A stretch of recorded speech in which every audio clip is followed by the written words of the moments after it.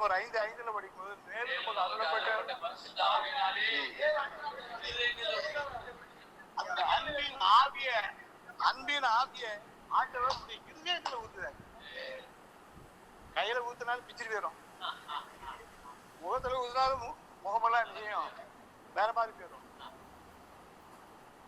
எல்லாவற்றையும் பார்த்து திருக்குள்ளதும் மகா கேட்டுள்ளதுமான இருதயத்தில் ஆவி ஊட்டப்படும் போது யார் மேலே கசப்பான வீடு,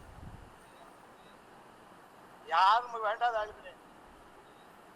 அந்த ஊழிய பாதையெல்லாம் கிட்டத்தட்ட 53 வருஷமா ஆண்டோடைய ஊழியத்தை செய்துட்டு இருக்கிறோம். ஆண்டவர் இதுல கிரியை செய்யறாரு. 69, 70 2 வருஷத்துல ஜான்ஸ் காலேஜ்ல பியூசி படித்தேன். பியூசி படிக்கும் போது அப்போதான் ஆண்டவர்ல வாரேன். பரிசாவே ஆண்டை கொடுத்தாரு. அந்நிய பாஷையில பேசிக்கிட்டு இருக்கேன் வாழையங்கோட்டையில. அங்க இருந்தே வீட்டுக்கு போன் வந்துருது, உங்க மகன் அங்க என்னமோ பேசிக்கிட்டு இருக்கான். எங்க அப்பா உடனே போன் பண்ணி இங்க வா, அங்க பேசு இங்க பேசு அப்படின்னு சொல்லி இங்க சொல்லிக்கிறாங்க. அன்னைக்கு நைட்டு வீட்டுல ஜெபம் நடந்துச்சு. ஜெபத்துல ஒரு பெரிய எழுப்புதல் வந்துச்சு. வீட்டுக்கு வந்து அந்த ஒரு கோட்ஸ் முடிச்சுட்டு பிரஸ்தாவிய சொல்றாரு, எல்லாத்தையும் பேசியிருக்கணும். யாரும் உனக்கு யாரு கிடையாது, எதிராளி கிடையாது, சொந்தக்காரன் கிடையாது. எங்க வீட்டு பக்கத்து வீட்டு எங்களுக்கு பயங்கர கசப்பு ரொம்ப நாளா நடக்குது. நாங்க பேச மாட்டோம், அவங்க பேச மாட்டாங்க. நாங்க போனா நம்ம வானிலை காற்று திருப்பி போற மாதிரி போறது, அவங்க வானிலை அப்படித்தான் செய்வாங்க. ஆனா இந்த சூழ்நிலையில ஆண்டவருக்குள்ள நான் வரேன். பரிசாவி வாங்குறேன். பரிசாவி அன்பின் ஆவியா ஜோம் பண்ண ஆண்டவரை நான் பேசணும், இந்த பேசணும் அப்படின்னு சொல்ல சொல்ல மனசெல்லாம் உடையுது. அன்புல பேசிக்கலாம், யார்கிட்ட போய் பேச வேண்டியிருக்கு, எதிராளிகிட்ட காரணம் இல்லாம பேச வேண்டியிருக்கு. ஒரு காரணம் இருந்தாலும் கூட அதை வச்சு செய்யலாம், காரணம் இல்லை. ஆனால் ஜோம் பண்ண ஆவியானவர் வந்து நீ 99 வயசுல நீ பேசினாலும் எனக்கு அதெல்லாம் முக்கியம் இல்லை. அந்த ஒரு ஆளை நீ ஜெயிச்சிட்டேன்னு சொன்ன லைஃபே ஜெயிந்தான். 5 நாள் ஜோம் பண்ண ஆண்டவர் உற்சாகத்தின் ஆவியை கொடுத்தார். சொரண்டலேங்க சர்ச்சை மேற்க இருக்கவங்களுக்கு தெரியும். சர்ச்சைக்கு மறுபடியும் ஒரு நாள் காலையில எங்க வயலுக்கு போயிட்டு வந்துட்டு இருக்கும்போது திடீர்னு முடிச்சு பார்க்க யாரும் வரா. ஒரே ஒரு ஆள் தான் தெரியாது, ஒரு ஆளு நம்ம தான். ஆவியான உற்சாகம் பாருங்க. போய் பிடிச்சுக்கிட்டேன், கையை பிடிச்சுக்கிட்டேன். அவர் கையை பிடிச்சுக்கிட்டு எனக்கு என்ன பதில் பேசுன்னு தெரியாம முடிச்சுக்கிட்டு இருக்கேன். பாட்டு சொன்னானே, ரொம்ப நாள் அவங்ககிட்ட சண்டை போட்டேன், என்னை மன்னிச்சுக்காங்கண்ணே அப்படின்னு. அவர் சொன்னார், தம்பி இந்த சண்டைக்கு காரணமே இல்லை, நான் தான் சண்டை வளர்த்து விட்டேன், என்னை மன்னிச்சுக்காங்க. 53 வருஷத்துக்கு முன்னால நடந்த அந்த சம்பவம் தான் இன்னைக்கும் பேசுவேன். அதுக்கப்புறம் அவரு பேசாரு, நம்ம 2 பேரும் பேசிக்கிட்டோம். 2 பேரும் குடும்பத்துக்குள்ளே ஒரு ஐக்கியம் வரணும்ல அப்படின்னு. ஆமா கண்டிப்பா வரணும் அப்படின்னு. அவர் வீட்டுல அவர் மகளுக்கு கல்யாணம் வந்துச்சு. எங்க வீட்டுல காடை கொண்டாந்து கொடுத்தாரு. எங்க வீட்டுல பசங்க தாங்க முடியல. எவனுக்குலாம் கொண்டு கொடுத்தேன், காடை கொண்டு கொடுத்தேன். உனக்கு ஓர்மை கிடையாது, நீ போகலாம். எங்களை கூட வரையாங்க, நீங்க வர வேண்டாங்க, நான் மட்டும் போயிட்டு வரேன் போயிட்டு வந்தேன். அவர் சொன்னாரு, அடுத்த உங்க வீட்டுல ஏதாவது ஃபங்க்ஷன் தான் எனக்கு காடு வேணும் அப்படின்னாரு. சரின்ட்டு எங்க அக்கா கல்யாணம் வந்துச்சு. காடை கொண்டு அவங்க கொடுத்துட்டு என்கிட்ட சொல்ல கேட்க மாட்டாங்க. அங்க செட்டா பரவாயில்ல வந்தேன். செட்டா பரத்து வந்தாச்சு. அது பிறகு எங்கிட்ட பாதி பேர்த்து ஆண்டு பெரிய வந்தவங்க பேச, நானும் பேசுறேன், அவங்களும் பேசுறாங்க. இன்னை வரைக்கும் அந்த கிருபையில அந்த குடும்பத்துக்கு அந்த குழந்தைங்க குடும்பத்துக்கு எந்த விதமான கசப்பும் அன்பை கூட்டி வளர்ந்துங்க. ஊழியம் முக்கியம், தொழில் முக்கியம், ஐக்கியம் முக்கியம், எல்லாம் முக்கியம். அன்பு கூட பெரிய எழுப்புதல திட்டமிட்டு ஆண்டவர் நம்மளெல்லாம் கொண்டு சென்றிருக்காரு. பல்வேறு சூழ்நிலையில, பல்வேறு பிரச்சனையோட, பல்வேறு சூழ்நிலையை எதிர்நோக்கி வந்திருக்கோம்.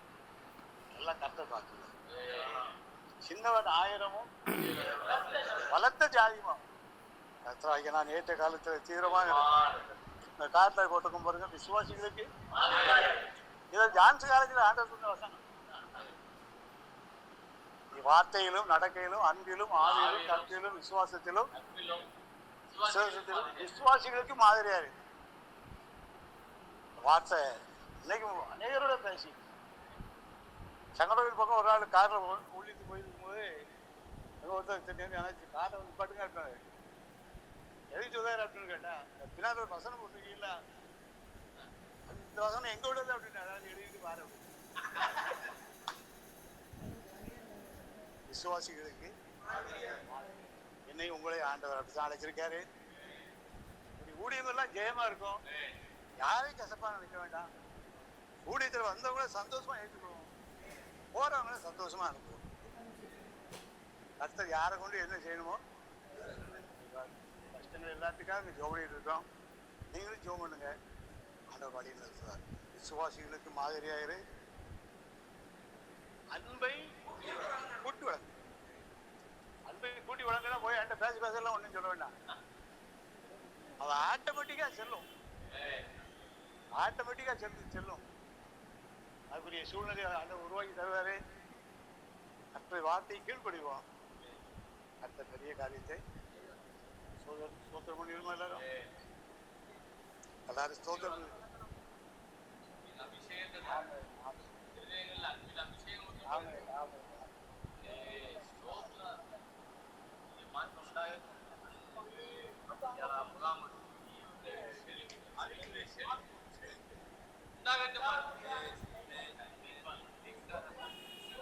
தேவ அன்பு நம்முடைய இருதயங்களிலே இருதயத்துல ஊற்றப்படட்டும். வாய் வார்த்தை மட்டுமல்ல, இருதயத்தில் அன்பு ஊற்றப்படும் போது இருதயத்தில் நிறைவினால் வாய் கர்த்தர் நம்ம பெரிய எழுப்புவதற்காக ஆயத்தப்படுத்திக் கொண்டிருப்பதற்காக 2 நாள் ஊழியங்களையும் கிருபையாய் நடத்திருக்காங்க. நாளை நடத்த போவதற்காக நன்றி சொல்லுவோம். பெரிய காரியங்களை நம்முடைய சுவாமி உங்களுக்கு ஸ்தோத்திரம். கிருபைக்காக நன்றி சொல்லுவோம். வந்திருக்கிற எல்லாருக்காக ஜெபிக்கிறோம். எல்லாருடைய குடும்பங்களுக்காக ஜெபிக்கிறோம். அடுத்த நடக்கும் இரக்கம் வைக்கும் தேவனாலே எல்லாமே கைகூடும்.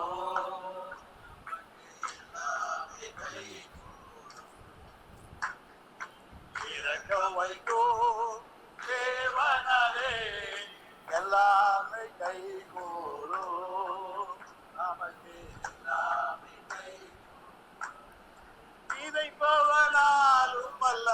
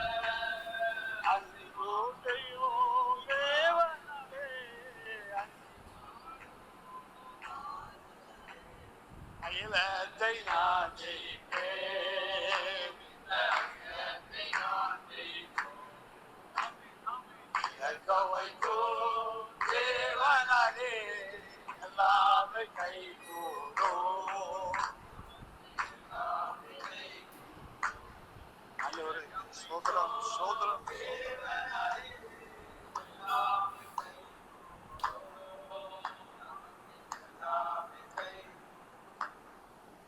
ஊழியத்துக்காக அடிக்கடி ஜோம் டெய்லி ஜோமனத்திலே சொல்லல, அடிக்கடி இது செய்யுங்க.